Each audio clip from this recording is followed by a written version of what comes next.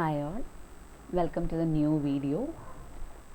Last video നമ്മൾ discuss ചെയ്തിട്ടുണ്ടായിരുന്നത് CET 201 mechanics of സോളിഡ്സിൻ്റെ question പേപ്പറിൻ്റെ പാറ്റേൺ, അതായത് മോഡൽ ക്വസ്റ്റ്യൻ പേപ്പറും അതിൻ്റെ പാറ്റേൺ എങ്ങനെയാണ് ഇതൊക്കെയായിരുന്നു നമ്മൾ നോക്കിയിട്ടുണ്ടായിരുന്നത്.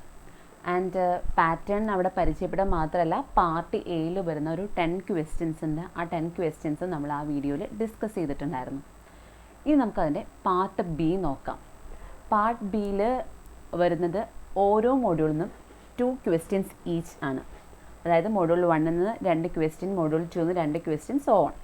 അപ്പോൾ ഈ 2 ക്വസ്റ്റ്യൻ ഉള്ളതിൽ ഓരോ ക്വസ്റ്റ്യൻ കംപ്ലീറ്റ് ആണ് നിങ്ങൾക്ക് അറ്റൻഡ് ചെയ്യേണ്ടത്. ഓരോ ക്വസ്റ്റിനും 14 മാർക്സ് ആയിരിക്കും. മേ ബി ഒരു സിംഗിൾ ക്വസ്റ്റ്യൻ ആവാം, അല്ലെങ്കിൽ അതിന് സബ് പാർട്സ് ഉണ്ടായിരിക്കും, എ ബി അങ്ങനെ ഉണ്ടാവാം. ഓക്കെ, അപ്പോൾ ഇന്ന് നമ്മൾ ഡിസ്കസ് ചെയ്യാൻ പോകുന്നത് മൊഡ്യൂൾ 1ലെ ക്വസ്റ്റ്യൻ ആണ്. മൊഡ്യൂൾ 1ലെ ക്വസ്റ്റ്യൻ നോക്കാം. A bar of circular cross section has 3 segments as shown in figure. The portion AB has a constant diameter of 25 mm. The portion BC has diameter 25 mm at B and tapers uniformly to diameter D at C. The portion CD has a constant diameter of D. The bar was found to elongate by 0.539 mm under an axial tension of 20 kN. Find the value of D. Take Young's modulus of elasticity of the material as 200 gigapascal. ക്വസ്റ്റ്യനിൽ നമുക്ക് figure തന്നിട്ടുണ്ട്. എന്താണ് ഫിഗറിൽ ഒരു bar ഉണ്ട് and it has 3 portions അല്ലേ, A B, B C and C D. A B പോർഷൻ്റെ length 400 mm ആണ് and it has a constant diameter of 25 mm. B C 500 mm ആണ് അതിൻ്റെ length and it is uniformly tapering circular cross section ആണ് and the diameter is varying from 25 mm to D at C. And next portion C D, C ഡിൻ്റെ diameter constant diameter ആണ്, D ആണ്. ഈ D ആണ് നമുക്ക് കണ്ടുപിടിക്കേണ്ടത്. ഇതാണ് നമ്മുടെ ക്വസ്റ്റ്യൻ. ഓക്കെ, അപ്പോൾ ഇങ്ങനൊരു സർക്കുലർ ബാർ കിട്ടിക്കഴിഞ്ഞാൽ അതിൻ്റെ ടോട്ടൽ ഇലോങ്ങേഷൻ നമുക്കിവിടെ തന്നിട്ടുണ്ട് അല്ലേ. എന്തൊക്കെ തന്നിട്ടുണ്ട് ക്വസ്റ്റ്യനിൽ? ടെൻഷൻ ഓഫ് 20 kN ആണ് അപ്ലൈ ചെയ്യുന്നത്, ടെൻസൈൽ ലോഡാണ് അപ്ലൈ ചെയ്യുന്നത്. ടെൻസൈൽ ലോഡ് വന്നു കഴിഞ്ഞാൽ ഒബ്വിയസ്ലി ചേഞ്ച് എന്തായിരിക്കും? ഇലോങ്ങേറ്റ് ചെയ്യും. And that elongation is 0.539 mm എന്ന് ക്വസ്റ്റ്യൻ തന്നിട്ടുണ്ട്. ഈ 0.539 mm എന്ന് പറയുന്നത് ടോട്ടൽ ഇലോങ്ങേഷൻ ആണ്. That is delta L1 plus delta L2 plus delta L3, where delta L1 എന്ന് പറയുന്നത് എ ബി എന്നുള്ള പോർഷൻ്റെ elongation, delta L2 B C and delta L3 C ഡിൻ്റെ elongation. അപ്പം അങ്ങനെ 3 ഇലോങ്ങേഷൻ സെപ്പറേറ്റ് ആയിട്ട് നമ്മൾ കണ്ടുപിടിച്ച് അതിനെ സം ചെയ്ത് കഴിഞ്ഞാൽ നമുക്ക് കിട്ടുന്ന ടോട്ടൽ ഇലോങ്ങേഷനാണ് ക്വസ്റ്റ്യനിൽ തന്നിരിക്കുന്നത് 0.539 mm എന്ന് പറഞ്ഞിട്ടുള്ളത്. ഓക്കെ, ഇവിടെ തന്നിരിക്കുന്ന ടെൻസൈൽ ലോഡാണ് കേട്ടോ. നമുക്ക് ഡി ആണ് കണ്ടുപിടിക്കേണ്ടത്. അപ്പോൾ നമുക്ക് പ്രോബ്ലത്തേക്ക് പോവാം. ഫസ്റ്റ് നമുക്ക് ഓരോ പോർഷനെയും സെപ്പറേറ്റ് ആയിട്ട് എടുത്ത് അതിൻ്റെ ഇലോങ്ങേഷൻ കണ്ടുപിടിക്കാം. First portion A B consider ചെയ്യാം. Okay, so the total elongation നമ്മൾ ഓൾറെഡി പറഞ്ഞു കഴിഞ്ഞു. ഇനി പോർഷൻ എ ബിയിലെ ലെങ്ത് തന്നിട്ടുണ്ട് 400 mm ആണ്, 25 mm ഡയമീറ്റർ ആണ്. ക്വസ്റ്റ്യൻ തന്നിട്ടുണ്ട് ലോഡ് എന്ന് പറയുന്നത് 20 kN ആണ്. കിലോന്യൂട്ടനെ ന്യൂട്ടണിലോട്ട് കൺവേർട്ട് ചെയ്യാൻ into 10⁻3. So load 20 × 10⁻3. L is equal to 400 mm and D1 is equal to 25 mm. So area എന്ന് പറയുന്നത് എന്തായിരിക്കും? π/4 × 25 സ്ക്വയർ അല്ലേ. So E is equal to എന്താണ് വരിക? 200 gigapascal. That is which is equal to ജിഗാപാസ്കലിനെ mega പാസ്കലിലോട്ട് convert ചെയ്യാൻ എന്ത് ചെയ്യണം? ഇൻറ്റു 10⁻3. ഇതെന്ത് വരും? 2 × 10⁻5 മെഗാപാസ്കൽ. ആൻഡ് നമുക്കറിയാം 1 megapascal is equal to 1 Newton/mm². So 2 × 10⁻5 മെഗാപാസ്കൽ നമുക്ക് ഡയറക്റ്റ് ആയിട്ട് എങ്ങനെ എഴുതാം? 2 × 10⁻5 Newton/mm². ഓക്കെ, ഇനി നോക്കി പോർഷൻ എ ബി എന്ന് പറയുന്നത് കോൺസ്റ്റൻറ്റ് ഡയമീറ്റർ ആണ് അല്ലേ. കോൺസ്റ്റൻറ്റ് ഡയമീറ്റർ ആയിരിക്കുമ്പോൾ അതിൻ്റെ ഡീഫോർമേഷൻ കണ്ടുപിടിക്കാനുള്ള ഇക്വേഷൻ എന്താണ്?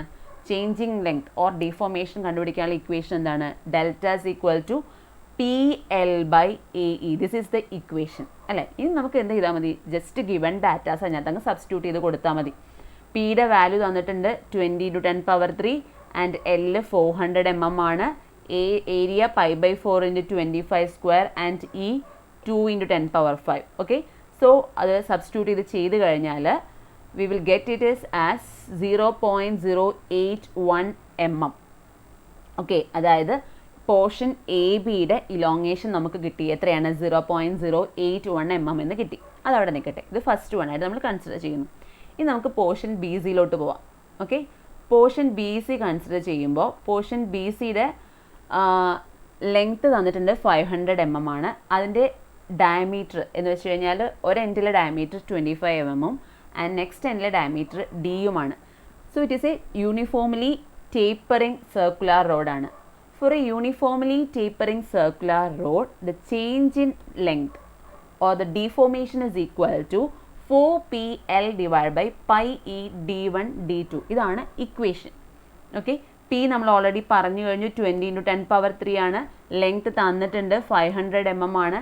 ആൻഡ് ഇ നമ്മൾ ഓൾറെഡി സബ്സ്റ്റിറ്റ്യൂട്ട് ചെയ്ത് എന്താ പറയുക, 200 GPa ആയിരുന്നു. അതിനെ നമ്മൾ 2 × 10⁻5 Nm² ആക്കി വെച്ചിട്ടുണ്ട് ഓൾറെഡി. ആൻഡ് ഇവിടെ ഈ കേസിൽ D1ഉം D2ഉം വേണം നമുക്ക് അല്ലേ. D1 എന്ന് പറഞ്ഞാൽ ലാർജർ ഡയമീറ്ററും D2 is a smaller diameter. D1 നമുക്ക് ക്വസ്റ്റ്യനിൽ തന്നിട്ടുണ്ട് 25 mm ആണ്. ആൻഡ് D2 ആണ് നമുക്ക് കണ്ടുപിടിക്കേണ്ടത്, small D. Okay, small D ആണ് നമുക്ക് കണ്ടുപിടിക്കേണ്ടത്. അപ്പോൾ ഇക്വേഷൻ നമ്മൾ ഓൾറെഡി എഴുതി വെച്ചിട്ടുണ്ട്. എന്താണ്? Delta L is equal to 4PL divided by pi E d1 d2. Okay, just ഇനി ആ ഇക്വേഷൻ അത് സബ്സ്റ്റിറ്റ്യൂട്ട് ചെയ്യുന്നു. 4 × 20 × 10⁻³ × 500 divided by pi × 2 × 10⁻5 × 25 × d. അത് സബ്സ്റ്റിറ്റ്യൂട്ട് ചെയ്ത് കഴിഞ്ഞാൽ നമുക്ക് കിട്ടും, അതായത് ബി സിയുടെ total elongation is equal to 2.546 divided by D. In terms of D ആണ് നമുക്കവിടെ ഇലോങ്ങേഷൻ കിട്ടുന്നത്. അതും അവിടെ വയ്ക്കാം. എന്നിട്ട് നമുക്ക് അടുത്ത പോർഷനിലേക്ക് പോകാം. That is last portion C D. Okay, C ഡിയുടെ ലെങ്ത്ത് 600 mm ആണ്. ആൻഡ് ഡയമീറ്റർ കോൺസ്റ്റൻറ്റ് ഡയമീറ്റർ ആണ് ഡി. പി ഓൾറെഡി പറഞ്ഞ പോലെ 20 × 10⁻³ length 600 mm and D small D ആയിട്ട് തന്നെ എടുക്കുക. അപ്പോൾ ഏരിയ π/4 × d², ഈ 2 × 10⁻5. ഓക്കെ, അങ്ങനെയാണെങ്കിൽ പോർഷൻ സി ഡിയുടെ ഇലോങ്ങേഷൻ അല്ലെങ്കിൽ change in length constant diameter ആണ്. അപ്പോൾ ഇക്വേഷൻ എന്ത് തന്നെയാണ് വരിക? PL/AE തന്നെയാണ് വരിക. അപ്പോൾ സബ്സ്റ്റിറ്റ്യൂട്ട് ചെയ്ത് കഴിഞ്ഞാൽ 20 × 10⁻³ × 600 divided by π/4 × d² × 2 × 10⁻5. എല്ലാ സാധനങ്ങളും ഉണ്ട്, ജസ്റ്റ് ഇങ്ങെടുത്ത് സബ്സ്റ്റിറ്റ്യൂട്ട് ചെയ്താൽ മതി. സബ്സ്റ്റിറ്റ്യൂട്ട് ചെയ്ത് കഴിഞ്ഞാൽ നമുക്ക് അതിൻ്റെ value delta L3 is equal to 76.43 divided by d² എന്ന് കിട്ടും. അപ്പോൾ ഫസ്റ്റ് പോർഷനിൽ നമുക്ക് ആക്ച്വൽ വാല്യൂ തന്നെ കിട്ടി. Second portion in terms of D ആയിരുന്നു. തേർഡ് പോർഷനിൽ ഇൻ ടേംസ് ഓഫ് d² ആണ് കിട്ടിയത്. ഇനി നമുക്കിത് മൂന്നും കൂടി ആഡ് ചെയ്യണം അല്ലേ. Delta L1 plus delta L2 plus delta L3 ആണ് നമുക്ക് ചെയ്യാനുള്ളത്. Okay, so delta L is equal to delta L is equal to delta L1 plus delta L2 plus delta L3. നമുക്ക് ഡെൽറ്റ എല്ലിൻ്റെ വാല്യൂ ക്വസ്റ്റിനിൽ തന്നിട്ടുണ്ട്. എത്രയാണ്? Delta L is equal to 0.539 mm given ആണ്. അപ്പോൾ നമുക്ക് ഈ ഇക്വേഷനകത്ത് കൊണ്ടുപോയി സബ്സ്റ്റിറ്റ്യൂട്ട് ചെയ്ത് കഴിഞ്ഞാൽ 0.539 is equal to 0.081 plus 2.546 divided by d plus 76.43 divided by d². ഞാൻ ഇതിനെ സിംപ്ലിഫൈ ചെയ്യാൻ വേണ്ടിയിട്ട് multiplying by d² on both sides, രണ്ട് സൈഡിലും d² വെച്ച് മൾട്ടിപ്ലൈ ചെയ്തു. നിങ്ങൾക്കതിനെ എങ്ങനെ വേണമെങ്കിലും സിംപ്ലിഫൈ ചെയ്ത് d കണ്ടുപിടിക്കുക കേട്ടോ. ഞാൻ ചെയ്ത സ്റ്റെപ്സാണ് ഞാൻ പറയുന്നത്. d² വെച്ച് രണ്ട് സൈഡിലും മൾട്ടിപ്ലൈ ചെയ്തു. അപ്പോൾ നമുക്ക് 0.539 d² is equal to 0.081 d² plus 2.546 d, കാരണം താഴെയുള്ളൊരു d ആയിട്ട് ക്യാൻസലായി പോകുമ്പോൾ d മാത്രമേ വരുള്ളൂ, പ്ലസ് 76.43 കാരണം d² ക്യാൻസലായിപ്പോയി. ഇനി ഇതിനെ ഈ 0.081 d² നമ്മൾ ലെഫ്റ്റ് ഹാൻഡ് സൈഡിലോട്ട് കൊണ്ടുവന്നു. എല്ലാം കംപ്ലീറ്റ് ഇക്വേഷൻ ലെഫ്റ്റ് ഹാൻഡ് സൈഡിലേക്ക് കൊണ്ടുവന്ന് സീറോയോട് ഇക്വേറ്റ് ചെയ്തു. അപ്പോൾ നമ്മുടെ ഇക്വേഷൻ എന്തായി? 0.458 d² minus 2.546 D minus 76.43 is equal to 0. So നമുക്കൊരു ക്വാഡ്രാറ്റിക് ഇക്വേഷൻ കിട്ടി അല്ലേ. പിന്നെ ഈ നെക്സ്റ്റ് പരിപാടി എന്താണ്, ഈ ക്വാഡ്രാറ്റിക് ഇക്വേഷനെ സോൾവ് ചെയ്യണം. ക്വാഡ്രാറ്റിക് ഇക്വേഷനെ സോൾവ് ചെയ്ത് കഴിഞ്ഞാൽ D is equal to 15.99 which is approximately equal to, അല്ലെങ്കിൽ നമുക്കതിന് 15.99 എന്ന് പറഞ്ഞാൽ എന്താണ്, 16 mm ആണ്. അപ്പോൾ നമ്മുടെ ഫൈനൽ ആൻസർ കിട്ടി എത്രയാണ്, D is equal to 16 mm. അപ്പോൾ നമ്മൾ എന്താണ് ആ ക്വസ്റ്റ്യൻ ചെയ്തതെന്നുള്ളത് ഒന്നുകൂടെ പറഞ്ഞുതരാം. നമുക്ക് തന്നിട്ടുള്ളതിന് 3 പാർട്ട് ഉണ്ടായിരുന്നു, A B, B C and C D. A B and C D എന്താണ്, കോൺസ്റ്റൻറ്റ് ഡയമീറ്റർ ആണ്. സോ π/4 ഇൻറ്റു ഡി സ്ക്വയർ എന്ന് വെച്ച് സബ്സ്റ്റിറ്റ്യൂട്ട് ചെയ്തു. And P L by A എന്നുള്ള ഇക്വേഷൻ യൂസ് ചെയ്ത് ഡെൽറ്റ L1ഉം ഡെൽറ്റ L3യും കണ്ടുപിടിച്ചു. ആൻഡ് ഡെൽറ്റ L2 കണ്ടുപിടിക്കാൻ യൂണിഫോംലി ടേപ്പറിങ് സർക്കുലർ റോഡാണ്. സോ നമ്മൾ യൂണിഫോംലി ടേപ്പറിങ് സർക്കുലർ റോഡിൻ്റെ ഇക്വേഷൻ യൂസ് ചെയ്തു, 4PL divide by πE d1 d2. അങ്ങനെ നമ്മൾ delta L1, delta L2, delta L3 കണ്ടുപിടിച്ചു. ആൻഡ് ക്വസ്റ്റ്യനിൽ ടോട്ടൽ ഇലോങ്ങേഷൻ തന്നിട്ടുണ്ടായിരുന്നു, അതിനോട് ഇക്വേറ്റ് ചെയ്തു ആൻഡ് ഡി കണ്ടുപിടിച്ചു. ഇതാണ് ഫസ്റ്റ് ക്വസ്റ്റ്യൻ. ആൻഡ് ഇനി നമുക്ക് മൊഡ്യൂൾ 1 സെക്കൻഡ് ക്വസ്റ്റ്യനിലേക്ക് പോവാം.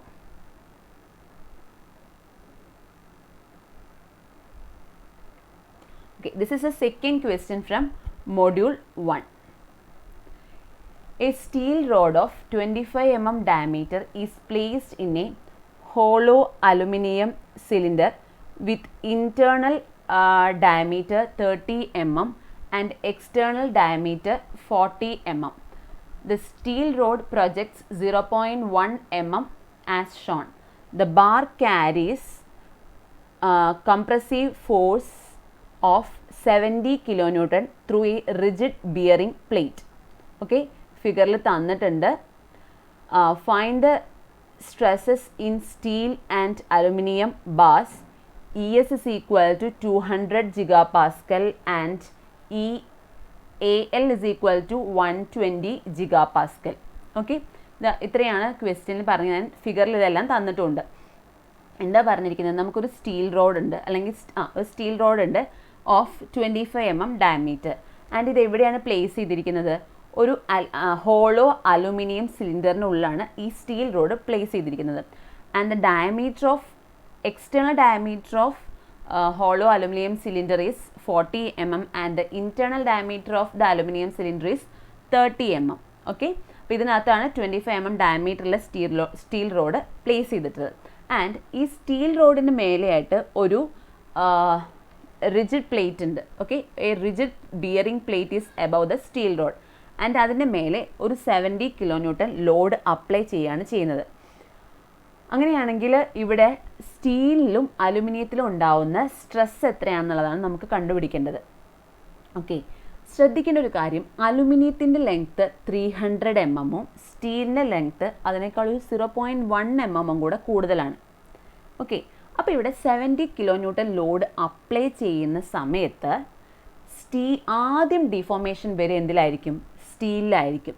സ്റ്റീല് ഒരു 0.1 mm ഡിഫോം ആയതിന് ശേഷമേ അലുമിനിയത്തിക്ക് ലോഡ് ആക്ട് ചെയ്യാൻ തുടങ്ങുള്ളൂ. Okay, so 70 kilonewton load apply ചെയ്ത് തുടങ്ങുമ്പോൾ ഫസ്റ്റ് ഡിഫോം ആവുന്നത് ആരായിരിക്കും, സ്റ്റീലായിരിക്കും. ദെൻ സ്റ്റീൽ ഡിഫോം ആയി കഴിഞ്ഞാൽ ഒരു പിന്നെ അലുമിനിയവും സ്റ്റീലും കൂടെ ഒരു റിജിഡ് കോമ്പോസിറ്റ് ബാറായിട്ട് ആക്ട് ചെയ്യും. എന്നിട്ട് രണ്ടും കൂടി ഒരുമിച്ചായിരിക്കും ആ ബാക്കിയുള്ള ലോഡ് എടുക്കുക. ഓക്കെ, അപ്പം നമുക്കറിയാം റിജിഡ് കോമ്പോസിറ്റ് ബാറിൻ്റെ പ്രത്യേകത എന്താണ്, അവിടെ ഇപ്പോൾ കോമ്പോസിറ്റ് ബാർ എന്ന് പറഞ്ഞാൽ എന്താണ്, it is made up of 2 or more materials ആണ് അല്ലേ. അപ്പോൾ 2 മെറ്റീരിയൽ ആണെന്ന് കൺസിഡർ ചെയ്യുക. അപ്പോൾ 2 മെറ്റീരിയൽ ആണ് ഉള്ളതെന്നുണ്ടെങ്കിൽ ആ 2 എണ്ണത്തിലും വരുന്ന change in length, that is deformation in both materials same ആയിരിക്കും. ഇപ്പോൾ ഈ കേസിൽ പറയുകയാണെങ്കിൽ ഇപ്പോൾ സ്റ്റീലിനും അലുമിനിയത്തിനും വരുന്ന ഡിഫോർമേഷൻ എന്തായിരിക്കും, സെയിം ആയിരിക്കും. പക്ഷേ ഇവിടെ ഈ ഡിഫോർമേഷൻ സെയിം ആവുന്നത് എവിടെ തൊട്ടിട്ടേ ഉള്ളൂ, ഈ 0.1 mm ഡിഫോർമേഷൻ സ്റ്റീലിൽ വന്നതിന് ശേഷമേ ഉള്ളൂ. അപ്പോൾ ആദ്യം സ്റ്റീലിന് മാത്രമായിട്ടൊരു 0.1 mm ഡിഫോർമേഷൻ ഉണ്ട്. അത് കഴിഞ്ഞ് കഴിഞ്ഞാൽ അലുമിനിയത്തിലും സ്റ്റീലിലും ഉണ്ടാവുന്ന ഡിഫോർമേഷൻ എന്തായിരിക്കും, സെയിം ആയിരിക്കും, since they are rigidly connected. Okay, കാരണം റിജിഡ് ബിയറിംഗ് പ്ലേറ്റ് ആണ് മുകളിൽ വരുന്നത്.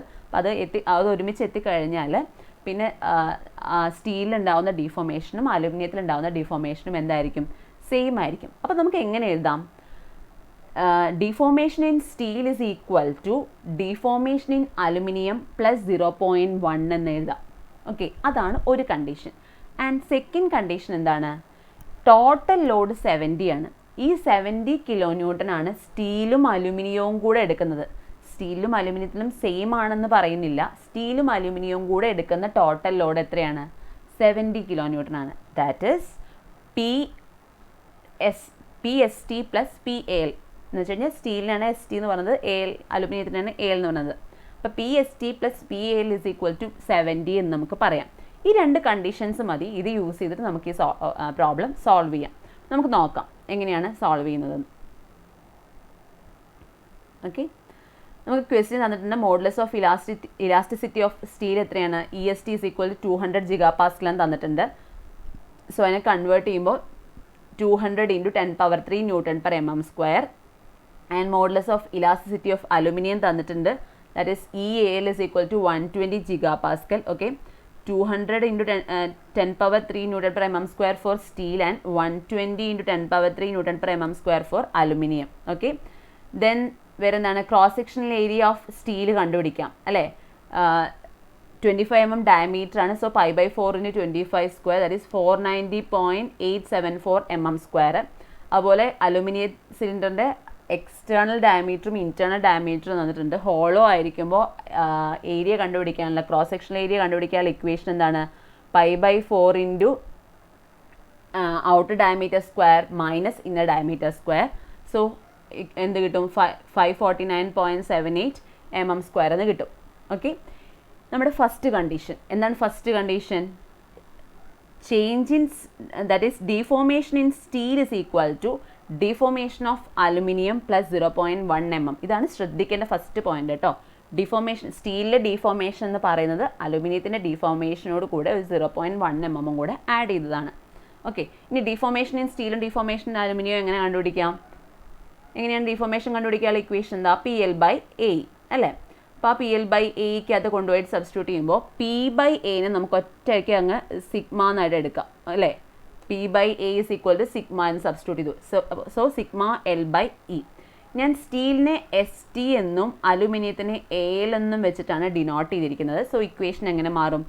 Deformation in steel is equal to sigma ST LST divide by EST and deformation in aluminium is equal to sigma AL LAL divide by EAL. ഇനി നമ്മളത് നമ്മുടെ first ഇക്വേഷനകത്ത് കൊണ്ടുപോയിട്ട് ആ equation substitute ചെയ്ത് കഴിഞ്ഞാൽ എന്ത് വരും? Sigma ST LST divide by EST is equal to sigma AL LAL divide by EAL plus 0.1. ഇതിനകത്ത് അറിയാവുന്ന values length of steel, Young's modulus of steel, length of aluminium and Young's modulus of aluminium, ഇതെല്ലാം നമ്മൾ substitute ചെയ്തു. ഇനി നമുക്കറിയാത്തത് എന്തൊക്കെയാണ്? Stress in സ്റ്റീലും stress in aluminium ആണ്. ഇവിടെ ശ്രദ്ധിക്കുക, ലെങ്ത് ഓഫ് സ്റ്റീൽ എന്ന് പറയുന്നത് 300 അല്ല, 300.1 ആണ്. 300 പ്ലസ് 0.1 mm ആണ്. സോ ടോട്ടൽ 300.1 mm ഉണ്ട് കേട്ടോ. സബ്സ്റ്റിറ്റ്യൂട്ട് ചെയ്യുമ്പോൾ തെറ്റാതിരിക്കാൻ ശ്രദ്ധിക്കാം. ഓക്കെ, അപ്പോൾ ഇതിനകത്ത് നമുക്ക് ഒരു ഇക്വേഷൻ ഫോം ചെയ്യാം.